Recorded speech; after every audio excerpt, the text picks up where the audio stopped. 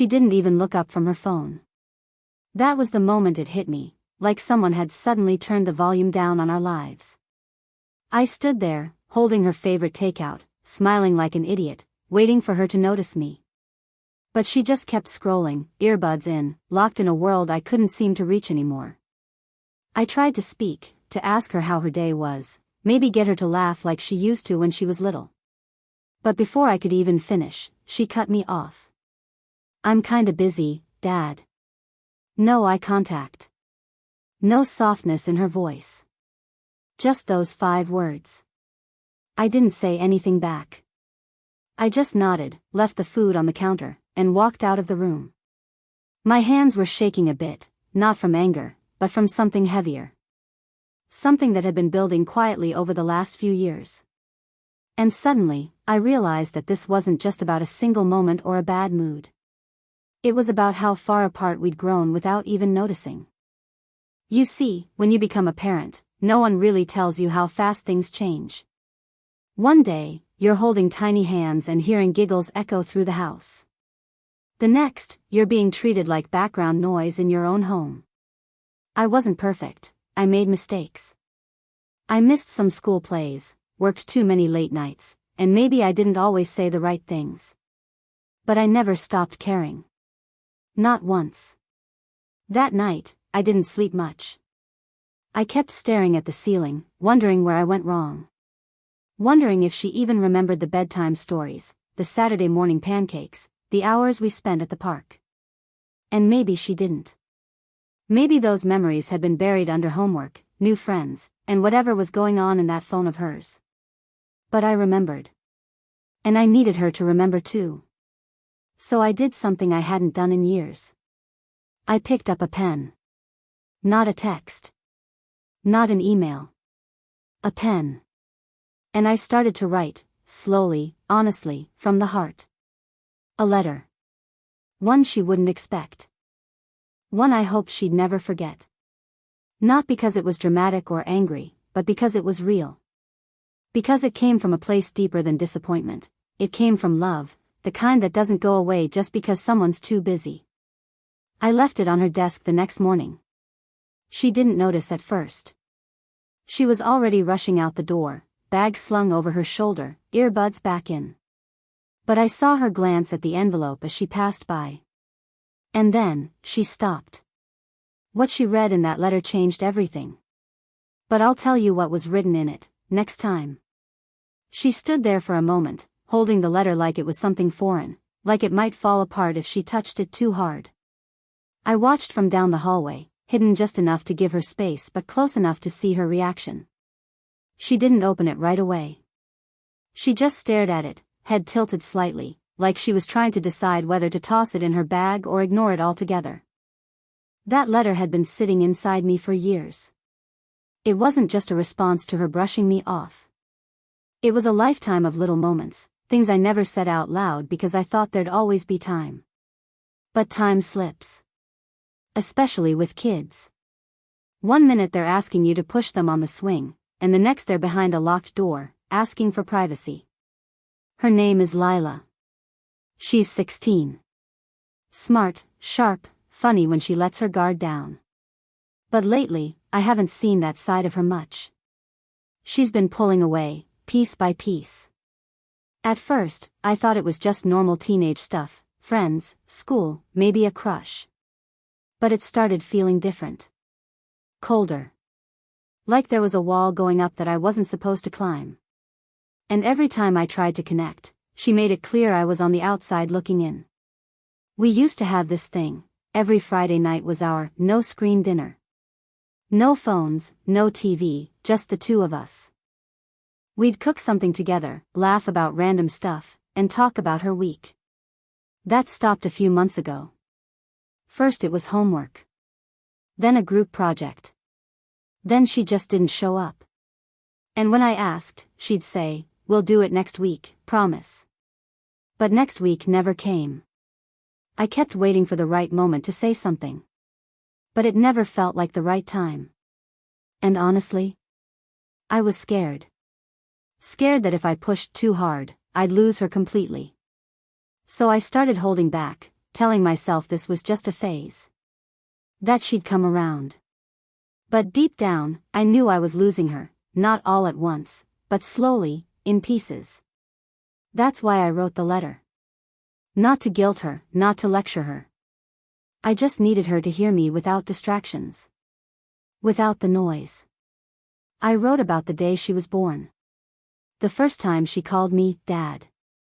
The time she ran home crying after her first real heartbreak, and I sat with her on the kitchen floor until the sun came up. I reminded her of the little things. The things I thought she might have forgotten. Or maybe tried to forget. And I asked her just one question at the end. It wasn't angry. It wasn't emotional. It was just honest. And the moment she opened that letter, something changed in her eyes. But what she did next left me even more confused than before. ChatGPT said, she didn't say a word that morning. Not even a glance in my direction. Just grabbed her bag, shoved the letter inside without folding it, and left. I stood there in the silence she left behind, heart thudding with a mix of hope and dread. Maybe I'd said too much. Maybe I hadn't said enough. The truth is, I didn't know how it landed. All I knew was that it was finally out there. That entire day, I couldn't focus. My phone stayed on the table, just in case. Every little vibration made my heart jump, but it was never her. Just work emails, group texts from old friends, a reminder for a dentist appointment. But nothing from Lila. Later that evening, I noticed she was home. Her bedroom door was closed, light spilling from beneath it. I could hear faint music playing, some moody indie song she'd probably found on one of those streaming playlists. I stood outside her door for a few seconds, hand raised like I might knock. But I didn't. I couldn't. She was processing something. And I didn't want to interrupt it. What I didn't know was that I wasn't the only one who'd noticed the change in her.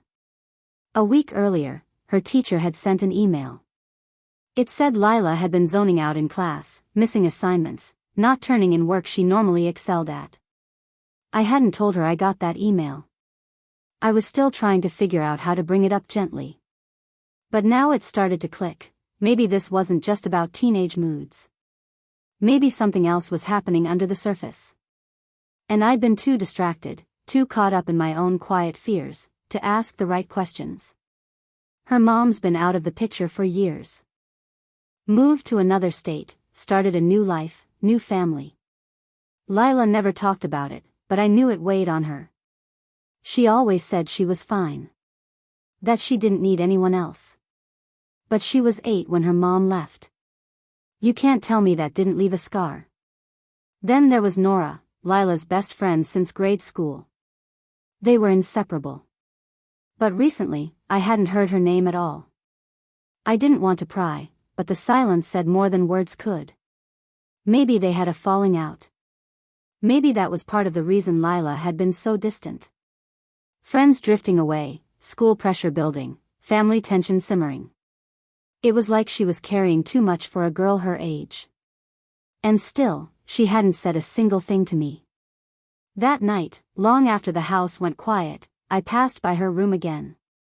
Her door was cracked open just slightly, enough to see her sitting on the floor, cross-legged, the letter in her hands. She was reading it again. But this time, she was crying. And then, she tore it in half. I didn't sleep that night. I couldn't. Every time I closed my eyes, all I saw was the way her fingers trembled as she tore the letter in half. Not in anger, but something more complicated, like she didn't know what to do with it. Like it hurt too much to keep, but hurt even more to let go. And I just stood there like a ghost in my own home, unable to cross the few feet between us. The next morning, she was gone before I woke up. No breakfast dishes in the sink. No sound of the door closing. Just silence. Again. By the time evening rolled around, I'd gone through 100 different thoughts. Maybe she hated me for writing it. Maybe she thought I was trying to manipulate her. Or maybe I'd hit a nerve she didn't want touched. I kept checking her room, even though I knew she wasn't there. Her bed was untouched. Her backpack still missing. Her phone, unreachable. No response to messages. Nothing on her social media. No friends had seen her. That's when the real fear started. I called the school. They said she hadn't shown up for any classes. No notice. No call. Just absence. And when I checked with Nora's parents, they told me something that made my stomach drop. She and Lila haven't spoken in weeks, Nora's mom said. They had some sort of fight. I thought you knew. No. I didn't know. I didn't know any of it.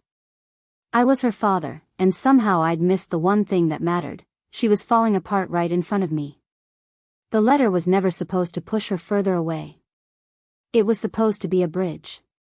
But now, it felt like I'd lit the bridge on fire and turned my back. Around 9 p.m., I got in the car and started driving. No destination, just retracing old routes. The park we used to go to when she was a kid. The old corner cafe where we'd grab hot chocolate on rainy days. The school. The library. Every place that once held a piece of her. Each spot was quiet, lifeless, like the memories had packed up and left too. And then I saw it. Across from the closed bookstore downtown, under the yellow streetlight, there she was. Sitting alone on a bench, hoodie pulled tight, knees up to her chest. The look on her face wasn't angry, it was lost. Her eyes were puffy.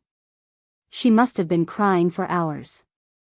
I stopped the car but didn't get out right away. I just watched her. She had the torn pieces of the letter in her lap. Still holding them. Still unable to throw them away. That's when I knew this was the moment. The one that could change everything, or break what little was left between us. But what I didn't know was what she was about to say. And it would hit harder than anything I wrote in that letter. I finally stepped out of the car. The night air was heavy, and every step I took toward her felt like walking across glass. She didn't look up, not at first. I sat down at the edge of the bench, leaving space between us, just enough so she could breathe, but close enough that she'd know I was there. She clutched the torn pieces tighter in her lap. I didn't mean to hurt you, I said quietly. Still no reply. Just the sound of cars passing somewhere far off and the rustle of leaves. I waited, hoping she'd say something. Anything. Then, finally, she whispered, "Why now?" That was the question I'd been afraid of. The one that had been hiding under everything. Not why the letter, but why I waited this long to notice she was slipping away. I wanted to explain. To tell her that life gets loud, that work and stress and everything in between sometimes blinds you to what's right in front of you. But excuses weren't what she needed. So I just told her the truth. Because I thought I still had time. She looked up then. Her eyes were glassy, cheeks red and raw. You always said we'd talk later. But later never comes. Her voice cracked. And now I don't even know if I want to talk. It was like being punched in the gut. But before I could respond, she did something that completely shifted everything. She reached into her hoodie pocket and pulled out a second letter. This one wasn't from me. She held it out with shaking hands. I found this 2 weeks ago. In Mom's old things. I stared at the envelope. My name was on the front, in her mother's handwriting. I wasn't going to tell you, she said. I thought it'd make things worse. I took it slowly, my heart racing. Inside was a single sheet of paper. A letter written over a decade ago. The date was just days before she left us. It wasn't bitter. It wasn't cold. It was filled with regret, confusion, and a plea. Please don't let her grow up thinking she wasn't enough.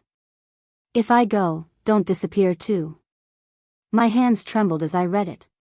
Every word cut deeper than the last. Lila was staring at me, trying to read my face. I thought maybe you knew, she said. That you didn't care enough to say anything.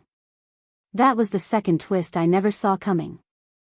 Not only had I failed to see her pain now, but I hadn't noticed how deeply the past still lived inside her. Her silence wasn't just about me being distant or missing dinner nights. It was about the fear that she was forgettable. That she'd already been left once, and maybe I was halfway to doing the same. I folded the letter slowly and placed it in my jacket. She didn't pull away when I did. But neither of us said another word. Because somewhere inside that silence, we both knew something was coming. And it wasn't over yet.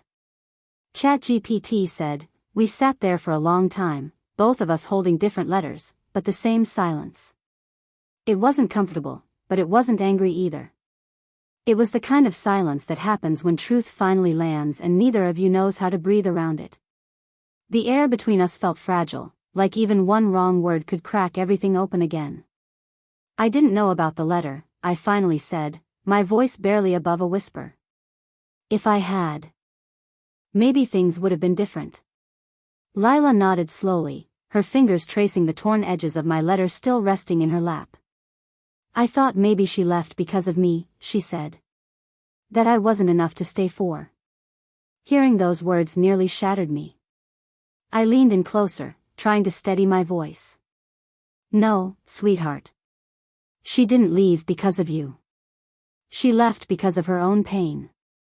And I should have told you that a long time ago." The streetlight flickered above us, casting long, uncertain shadows. I could see her breathing shift, her shoulders relaxing just slightly. There was no dramatic embrace, no sudden emotional breakthrough. But something subtle had changed. A thread between us had been pulled back from the edge. Then she looked up at me and said, "I want to come home. But not just to the house. I want you to be there too." That's when I realized what she'd really been asking for all along, not just attention, not just time, but presence. She wanted her dad back, the one who used to spin her around in the living room and sit on the kitchen floor with her after hard days. And now, finally, she was saying it. "I will," I promised. "Starting now. I'm here." She nodded again, more certain this time. We stood up slowly, like waking from a heavy sleep. I offered her my jacket, and she took it without hesitation. For the first time in what felt like forever, we walked side by side, no distance between us. We were halfway to the car when she stopped. "There's something else," she said, reaching into her bag. She pulled out a photo, crumpled, faded at the edges. "I found this too." I took it from her. It was a picture of the three of us. Me, her mom, and baby Lila, taken on the front porch of our first home. But it wasn't the photo that sent chills through me, it was what was written on the back. "For when she forgets how much she was loved, remind her. No matter what happens." It was dated a full month before her mother left. Which meant, she had planned to go. Not out of anger, not out of spite, but to protect us from something. I turned the photo over again, and that's when I saw it. Tucked behind it, a second slip of paper, one I hadn't noticed before. It was a medical report. And the name on it wasn't mine. My hands went cold as I unfolded the paper behind the photo. Lila was watching me closely, her lips pressed into a tight line, like she already knew. The name on the medical report wasn't mine, it was someone else's. A name I'd never seen before. My heart sank, not because of betrayal, but because of what it meant. Lila's voice was barely a whisper. "I think, she didn't know how to tell you." I nodded slowly. It made sense now. The letter from her mother. The sudden way she left. The sadness she carried but never explained. She had been carrying a truth she was too scared to speak out loud. Maybe she thought keeping it quiet was protecting us both. Maybe she believed disappearing was easier than facing what it could have done to our family. I folded the paper and slipped it back behind the photo, sealing the past where it belonged. Then I looked at Lila, who looked more like her mother every day, and said the only thing that truly mattered. "You're mine. Always have been. That won't ever change." Her eyes filled again, but this time, not with fear or confusion. Just quiet relief. She stepped into me and hugged me, really hugged me, for the first time in a long time. I wrapped my arms around her like I'd never let go. The ride home was quiet, but it didn't feel empty. It felt full. Full of unspoken understandings, of grief finally released, of love not needing perfect words to survive.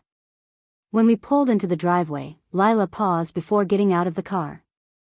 "Can we do the no-screen dinners again?" she asked. "Even if it's just pizza." I smiled. "Every Friday. No exceptions." Over the next few weeks, things didn't magically fix themselves.